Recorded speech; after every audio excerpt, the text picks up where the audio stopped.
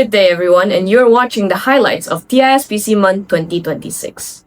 To start off, UNW expands and debates the root cause of inaccessibility, brought to you by the South China Morning Post. Here are the new updates on the UNW Council brought to you by the South China Morning Post. Only one working paper being presented, there's been much progress since the last council session with a draft resolution on the way for the USA's bloc, and a working paper being presented from the Russia-China bloc. The bloc talked about similar concepts from the MAGIC protocol that was created by the USA's bloc, by creating their own acronym, EAF, Expanding Accessibility and Funding. Their working paper is a step in progress by taking into consideration the funding and legalization of the Council's ideas and presented protocols. The bloc also questioned the rest of the delegates to ponder if they had actually joined the right bloc, hinting at tension between the two opposing blocs. Delegates also pointed out how the China-Russia bloc had switched views 180. The bloc first condemned the USA's bloc for focusing on the root causes, but their working paper's objective is the root causes. The Council also witnessed a fierce debate with a delegate of Mexico and a delegate of Afghanistan. The delegate of Mexico, and I quote, "Afghanistan, you should watch the Barbie movie." Here's the delegate of Mexico's reasoning for saying that. Personally, I feel like the Barbie movie addresses the situation of misogynism as well as patriarchy way better than whatever the Taliban is doing in Afghanistan right now. Currently, the opposing blocs are working hard to ensure a draft resolution is submitted promptly.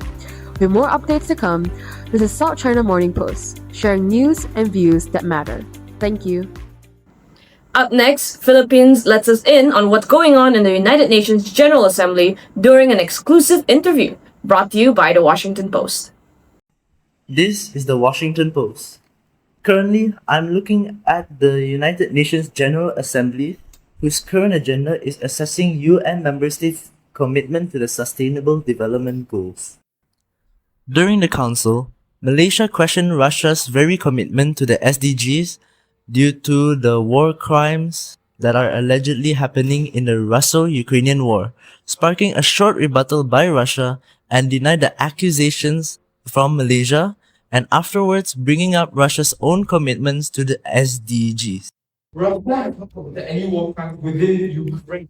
And second of all, Russia has also contributed many towards the SDG goals, such as funding of $90 billion.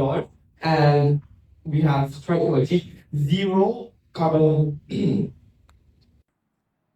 The bloc the Philippines is currently in, which also includes Malaysia, Bangladesh, Japan, South Korea, Indonesia, and others, currently has two solutions that they're working on.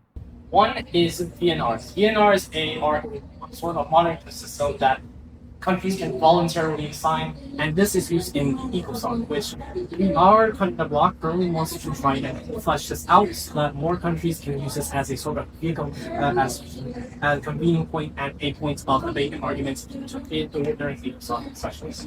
That is one. The other one is increasing the amount of sort of monitoring systems, specifically for things like monitoring systems for, say, corruption, as that is one of our agendas for the that's being discussed during